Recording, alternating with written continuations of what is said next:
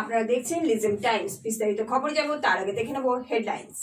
বর্ধমানে নির্বাচনী প্রচারে এসে এক প্রকার দিদিকে তুলোধনা করলেন প্রধানমন্ত্রী।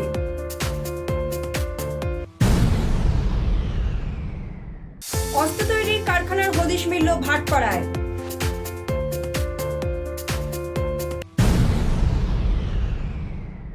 তৃণমূলের দলীয় কার্যালয় পুড়িয়ে দিল আইএসএফ, এমনই অভিযোগ তৃণমূলের।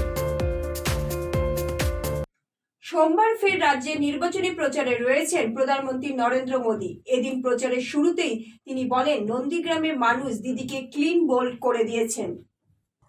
পঞ্চম দফার ভোট গ্রহণের আগে ফের নির্বাচনী প্রচারে বর্ধমানে রয়েছেন প্রধানমন্ত্রী নরেন্দ্র মোদী। এদিন তিনি বলেন, বাংলার জনগণ দিদির পরিকল্পনা ভেস্তে দিয়েছেন। এখানকার মানুষ বুদ্ধিমান। প্রধানমন্ত্রী বলেন, দিদি পরিকল্পনা করে বসেছিল এখানকার ক্যাপ্টেনশিপ ভাইপোর হাতে দেবেন, কিন্তু এখানকার মানুষ দিদির সেই খেলা খতম করে দিয়েছেন। দিদির সব খেলা স্বপ্নই রয়ে গেল। সোমবার বর্ধমানের নির্বাচনী প্রচারে এসে প্রধানমন্ত্রী এভাবেই রাজ্যের মুখ্যমন্ত্রী মমতা বন্দ্যোপাধ্যায়কে তুলোধনা করেন। তিনি বলেন, দিদির পুরো টিমকেই বাংলার মানুষ ময়দানের বাইরে করে দিয়েছে। প্রধানমন্ত্রী বলেন, দিদি এখান থেকে কংগ্রেস একবার গেছে, আর ফিরে আসেনি, আপনিও আসবেন না। তিনি বলেন, দিদি 10 বছর মা মাটি মানুষ বলে রাজ করেছেন, আর এখন শুধুই মোদি মোদি মোদি বলছেন। आज के बंगाल की सच्चाई यही है। आज के बंगाल की सच्चाई यही है। खेला तो शेष होए गेलो दीदी।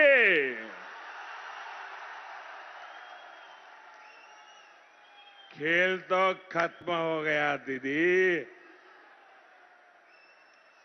आधे चुनावों ने ही टीएमसी का पूरा साफ होना तय कर दिया है। साथियों, 2 दिन बाद बांग्ला नवो वर्षो शुरू होने जा रहा है। पहला बोईशाख के साथ ही बंगाल की सत्ता से दीदी की विदाई का काउंटडाउन शुरू हो जाएगा।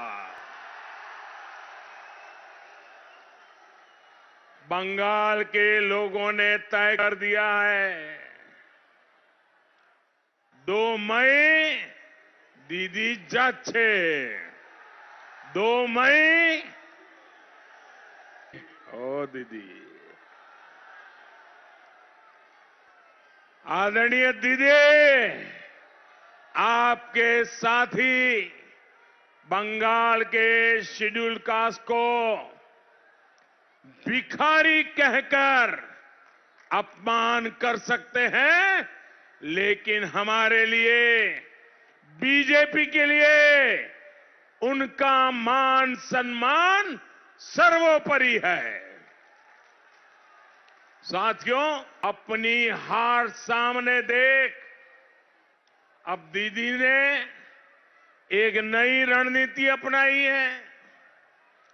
दीदी की साजिश है कि शेड्यूल कास्ट, शेड्यूल ट्राइब और ओबीसी किसी को भी। ফের উত্তপ্ত ভাটপাড়া এলাকায় হদিশ মিলল অস্ত্র কারখানার। উদ্ধার 2টি আগ্নেয়াস্ত্র, গুলির খোল ও সরঞ্জাম। গ্রেপ্তার 1। 22 এপ্রিল ভাটপাড়া বিধানসভার ভোট, তার আগেই এলাকায় হদিশ মিলল একটি অস্ত্র তৈরির কারখানার, যা নিয়ে এলাকায় রয়েছে টানটান উত্তেজনা। একদিন আগেই উদ্ধার হয়েছে বোম, গুলি, তারপর আজ আবার অস্ত্র কারখানার হদিশ মেলায় বিচলিত প্রশাসন। এদিন গোপন সূত্রে খবর পেয়ে ভাটপাড়া থানার পুলিশ কলাবাগান এলাকায় হানা দেয়। উদ্ধার হয় 2টি আগ্নেয়াস্ত্র, গুলির খোল ও আগ্নেয়াস্ত্র তৈরির সরঞ্জাম। একটি আগ্নেয়াস্ত্র তৈরির অত্যাধুনিক মেশিনও উদ্ধার করেছে পুলিশ। এই ঘটনাকে কেন্দ্র করে উত্তেজনা শুরু হয়েছে এলাকায়।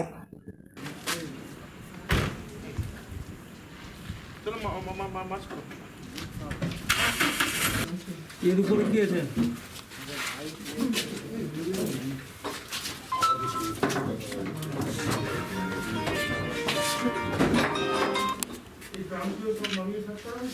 হ্যাঁ স্যার।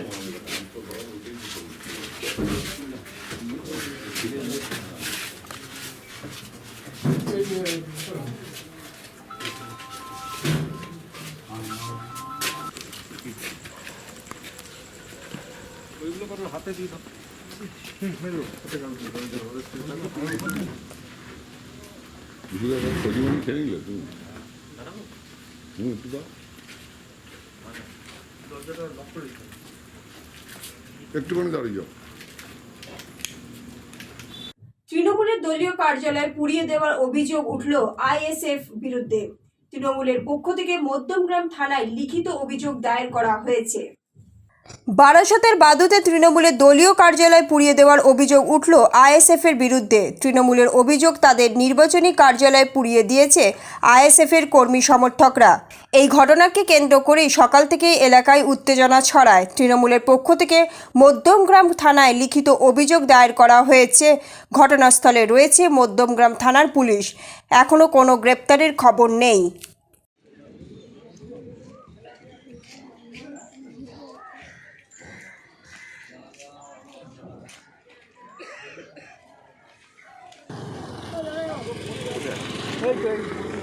হ্যাঁ, দেখে ভালো করে দেখে কিছু পড়ে আছে কিনা।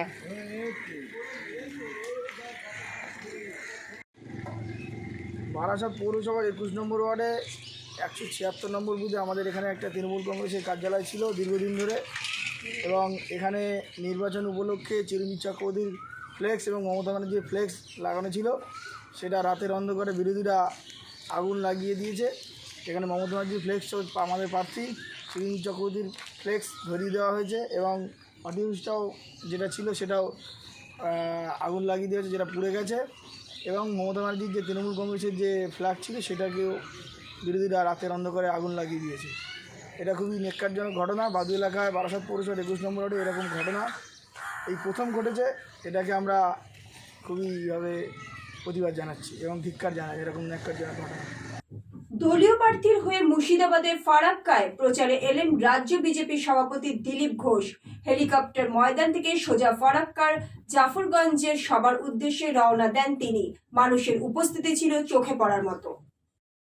বিধানসভা নির্বাচনে দলীয় প্রার্থীর হয়ে মুর্শিদাবাদে ফারাক্কায় প্রচারে এলেন রাজ্য বিজেপি সভাপতি দিলীপ ঘোষ। ফারাক্কায় হেলিপ্যাড ময়দানে তিনি এদিন হেলিকপ্টার যোগে আসেন। সেখানে বিজেপির রাজ্য সভাপতি দিলীপ ঘোষকে স্বাগত জানাতে উপস্থিত ছিলেন ফারাক্কা বিধানসভার বিজেপি প্রার্থী হেমন্ত ঘোষ সহ অন্যান্য নেতৃবৃন্দ। হেলিকপ্টার ময়দান থেকে সোজা ফারাক্কায় জাফরগঞ্জের সবার উদ্দেশ্যে রওনা দেন তিনি। রাস্তার দুধারে মানুষের উপস্থিতি ছিল চোখে পড়ার মতো। ছেলে দিলীপ ঘোষ স্বাগতম, বিজেপি জিন্দাবাদ, নরেন্দ্র মোদী জিন্দাবাদ, জিন্দাবাদ। বাংলা মায়ের দামাল ছেলে দিলীপ দাস স্বাগতম, বাংলা মায়ের দামাল ছেলে দিলীপ দাস স্বাগতম। ফারাক্কাকে যুক্ত করতে চায় এবং হেমন্ত দাকে বিধায়ক নির্বাচিত করে কলকাতার বিধানসভায় পাঠাতে চায়, তাই তো?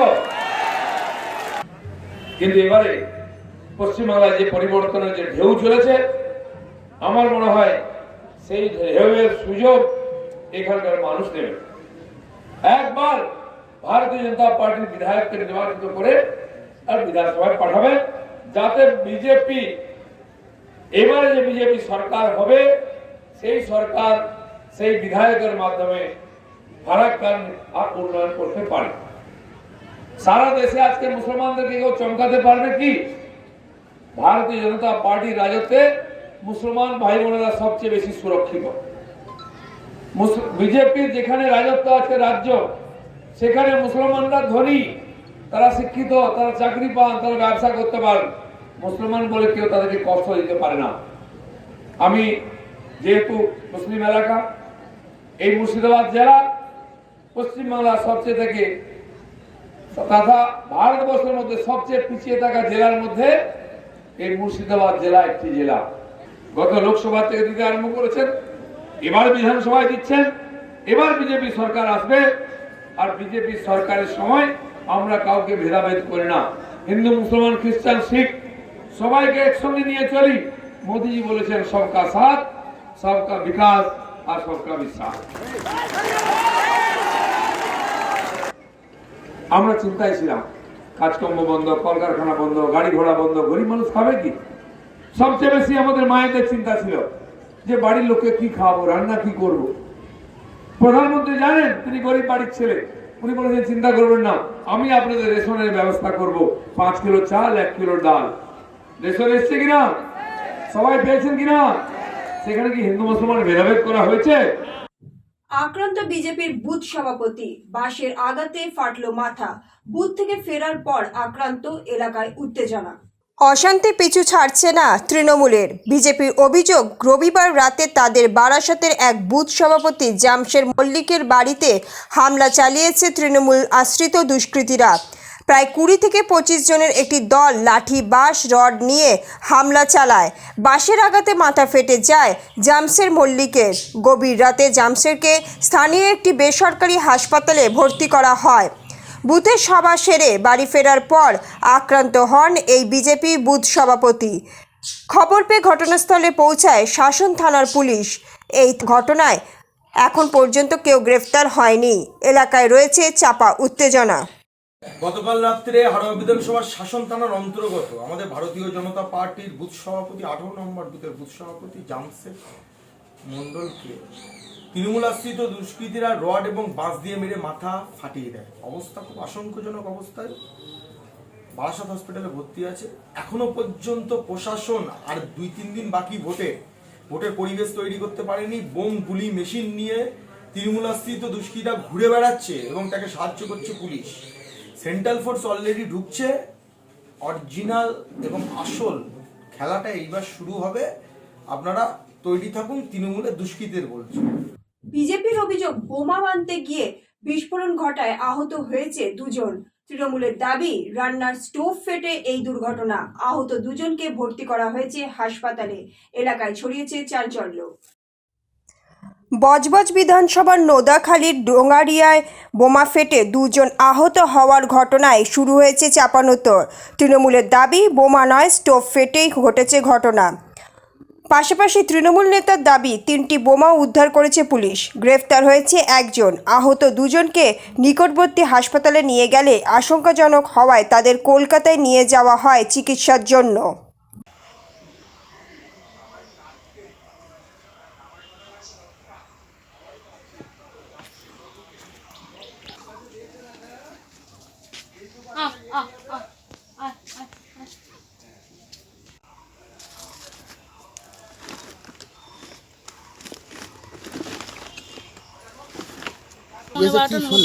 এসে শুনলাম যে স্টপে ওরা নাকি পিকনিক আরও করছিল, স্টপে তেল নেই, পাম্প দিয়েই যাচ্ছে। দিয়ে যেতে যেতে স্টপটা নাকি শুনলাম পাড়ার লোক আরও বলছিল নাকি বাস্ট করেছে। বাস্ট করার পর ও নাকি সব পরিষ্কার টরিষ্কার করে ও নাকি কোথায় চলে গেছে। আর ওর সঙ্গে আমার কোনো সম্পর্ক নেই, আর আমার শ্বশুর শাশুড়ির সঙ্গে ওরও কোনো সম্পর্ক নেই। ওটা নাম আমি ঠিক আমি ওর সঙ্গে উচ্চারণ করতে পারবো না, কেন আমার থেকে বড় হয়, আমি উচ্চারণ করতে পারবো না। আর ওর সঙ্গে আমাদের কোনো নেই। দেখুন, ডোঙ্গারিয়ার ঘটনা যে বোম ব্লাস্ট হয়েছে, যে ঘটনাটা ঘটেছে, এটা অত্যন্ত নিন্দনীয় এবং দুঃখজনক। আজকে 2টো প্রাণ আজকে যেতে বসেছে। এই গোপাল অধিকারী এবং শেখ বাপ্পা কৃষ্ণ মণ্ডলের নেতৃত্বে চলে এবং এরা বোমা মজুত করছিল। মানে খেলা হবে বলে না তৃণমূল, তাই সেই জায়গায় বোম মজুত করছিল। বাপ বাপকে ছাড়ে না, সুতরাং ব্লাস্ট হয়েছে। যতই সাফাই দেওয়া হোক, তৃণমূলের পক্ষ থেকে স্টোভ বাস্ট হয়েছে। স্টোভ বাস্ট হলে কী হয় আর বোম বিস্ফোরণ কী হয় সেটা সবাই মানুষ জানে। শুনেছি ওটা স্টোভ বাস্ট করেছে এবং তার সাথে সাথে পুলিশ 3টে বোম নিয়ে, বোমের ব্যাপার যেটা বলছেন, 3টে বোম নিয়ে পুলিশ একজনকে গ্রেপ্তার করেছে। আমার কাছে মানুষ মারফত খবর। পাশাপাশি এলাকার মানুষ কিন্তু কানাঘুষো করছে যে বোমা বিস্ফোরণে 2 জন আহত হয়েছে। কি আপনার শেখ বাপ্পা ও গোপাল অধিকারী? না, আমার কাছে আমি এরকম কিছু জানি না, খবর আমার কাছে নেই। আমি শুনেছি এলাকার মানুষ মারফতই শুনেছি স্টোভ বাস্ট করেছে। আজ এই পর্যন্তই। আগামীকাল আবার দেখা হবে ঠিক এই সময় এই চ্যানেলে। দেখতে থাকুন লিজেন্ড টাইমস।